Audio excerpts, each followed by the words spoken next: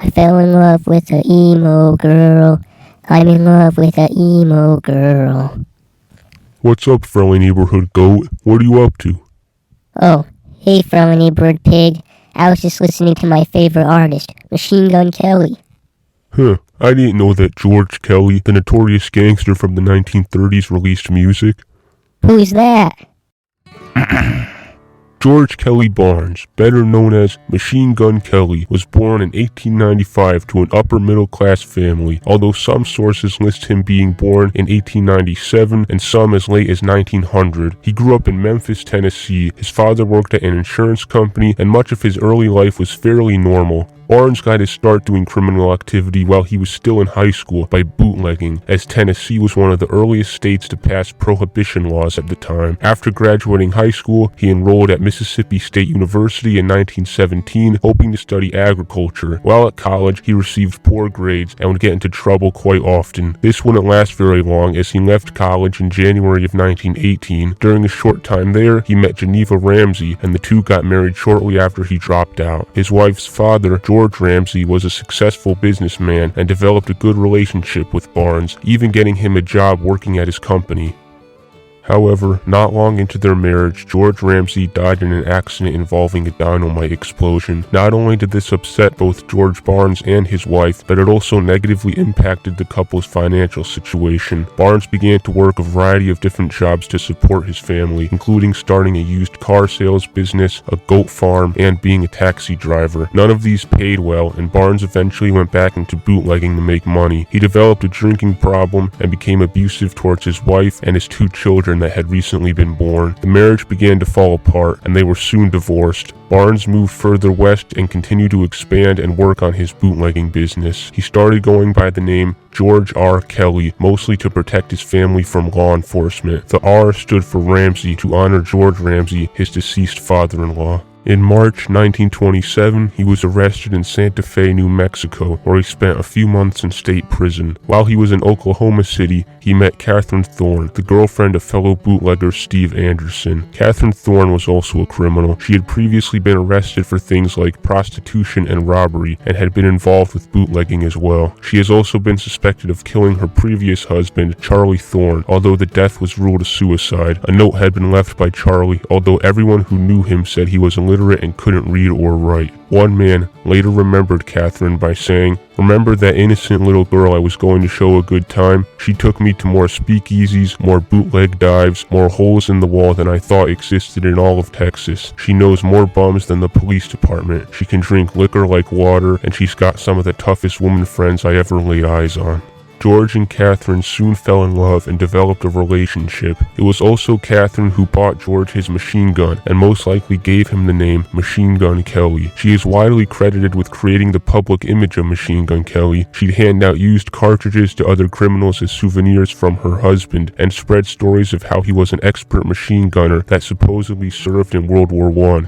He didn't, and could knock walnuts off fence posts from far away. George Kelly was arrested again for smaller crimes until in January 1928 he was caught selling liquor on an Indian reservation and sentenced to 3 years in prison. He served his sentence at Leavenworth Penitentiary in Kansas, where he met and became friends with notorious robbers Francis Keating, Thomas Holden, Frank Nash, and Charlie Harmon. In 1930, Keating and Holden escaped from prison using fake passes. It has been suspected that Kelly and Harmon helped get them the passes, as they both worked with photography for the prison records. That same year, Frank Nash also escaped, and Charlie Harmon was released. They all headed north to St. Paul, Minnesota, which at the time was a popular destination for criminals as it was relatively safe for them there.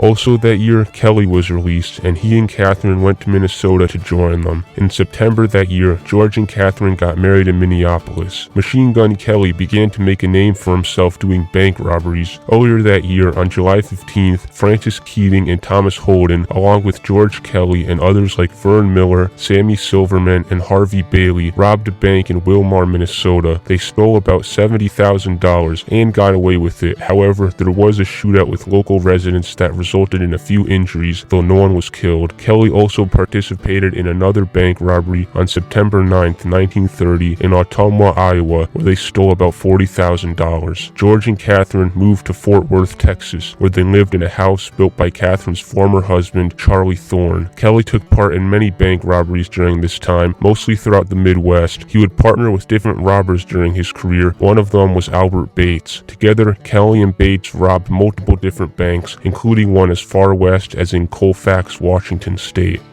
One of the last known robberies Kelly took part in took place in November 1932 in Tupelo, Mississippi. Aside from bank robbery, George Kelly also committed kidnappings, as did many outlaws of the era. During this time period, the U.S. saw an increase in crime, and many criminals and gangsters became well-known figures. Famous examples are Bonnie and Clyde, Charles Arthur Floyd, nicknamed Pretty Boy Floyd, Alvin Creepy Karpis, and also Machine Gun Kelly and his associates.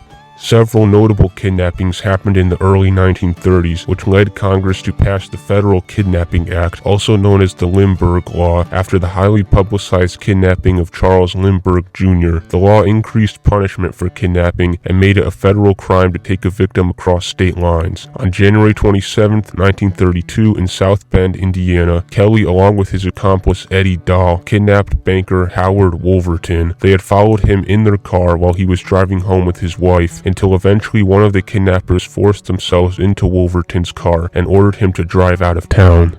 They demanded $50,000 in ransom in a note they gave to his wife before kicking her out of the car. After a while, they ordered Wolverton into another car that had been following them and drove him to another part of the state to wait for the money. Eventually, Wolverton was able to convince Kelly and Dahl that his family couldn't pay the ransom, and he was released after he promised he would pay them once he got the money. In the following months, the kidnappers made some attempts to contact him for the money, but they were ignored and the ransom was never paid. In July 1933, Kelly would try kidnapping again and commit his most famous crime, kidnapping wealthy oil businessman Charles Urschel. On July 22, 1933, at his home in Oklahoma City, Urschel and his wife were on their porch playing bridge with their friends Walter Jarrett and his wife. Kelly, along with Albert Bates, who were both armed, walked in and demanded to know which one was Charles Urschel.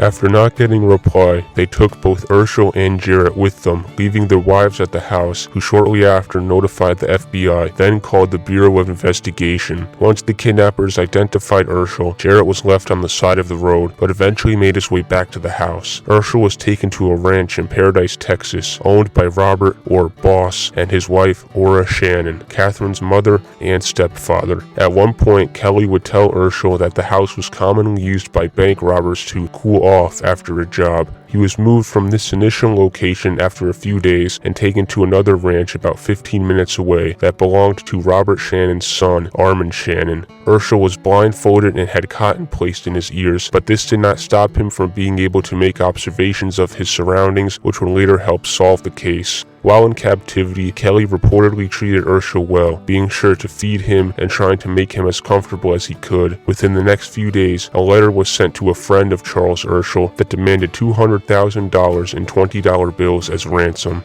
It also instructed them to place the following ad in the Daily Oklahoman newspaper so that they know if the letter was received. For sale, 160 acres land, good 5-room house, deep well. Also, cows, tools, tractor, corn, and hay, $3,750 for quick sale. The letters that followed gave further instructions as to how and where the ransom would be received, and on July 30th, the transaction was completed at a hotel in Kansas City. The following day, Urschel was released and returned home that night. The kidnappers split the ransom money and went on the run. The serial numbers of the ransom money were recorded and tracked, meaning it would be hard for them to initially spend any of it. Because of this, Albert Bates went to Minneapolis, where he exchanged the ransom money for clean money. George and Catherine Kelly planned to meet him there. Meanwhile, Charles Urschel was interviewed by investigators, where he told them many of the details he remembered. He was able to recall it had rained on July 30th and that there were planes that passed by almost every day at a certain time. He also recounted the voices of his kidnappers, as well as the animals they had on the farm, and that he had been served water that had a mineral taste from a well in a tin cup.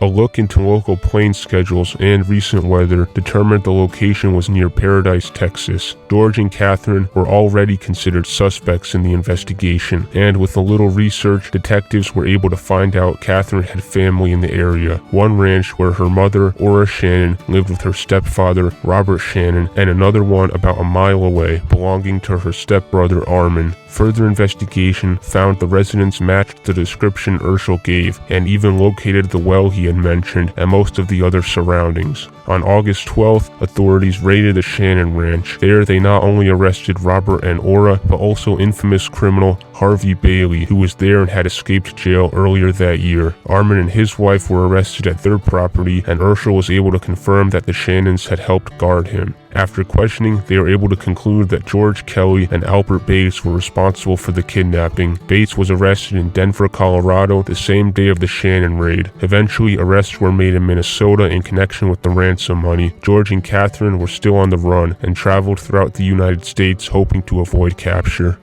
Due to the seriousness and high publicity surrounding the crime, this time many of Kelly's friends and associates were unwilling to help him and Catherine, many being afraid to get involved with the case. During this time, George wrote a threatening letter directed at Urschel and even signed it with his fingerprints so they know he sent it. He also wrote a letter to Oklahoma newspapers attempting to exonerate the Shannons, saying that they were also victims. George and Catherine ended up staying with a longtime friend of theirs in Memphis, where they were finally caught on the morning of September 26, 1933. There are conflicting reports as to what exactly happened during the arrest. The most famous version is that when federal agents raided the house, Kelly surrendered and said, "Don't shoot, G-Man, don't shoot." The term G-Man was already slang at the time for government agents, and after this story became well known, G-Man became a more popular term for the FBI. However, in reality, Kelly almost certainly did not say this, despite it being incorrectly reported for years that he did.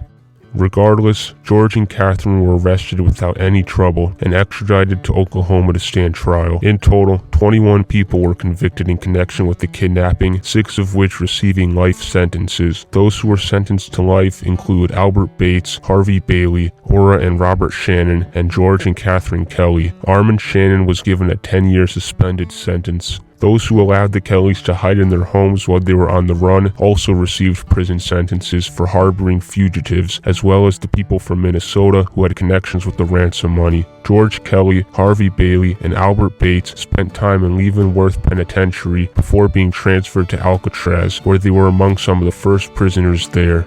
George and Catherine never saw each other again, though they communicated a little bit through sending letters to each other. Bates died in jail in 1948. Robert Shannon remained incarcerated until he was paroled in 1944, and he died later in 1956.